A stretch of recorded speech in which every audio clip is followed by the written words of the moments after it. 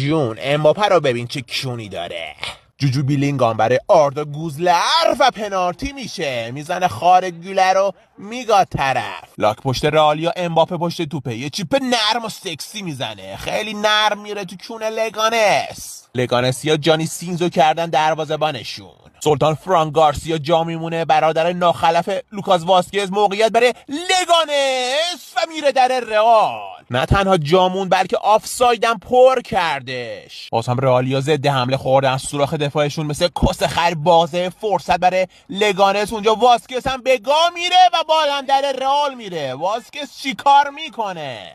کسخل شادی بعد از گلش اندماغ در آوردنه. اونجا آردا گولر جا خالی میده، بالاخره یه حرکت مثبت تو عمرش کردش. فرصت برای رئالر، سوراخ سمت چپ هستش. فرصت برای بیلینگام، صاحب تو یک ضربه خطرناک در برگشت. ابراهیم از رو خط میکشه بیرون و میره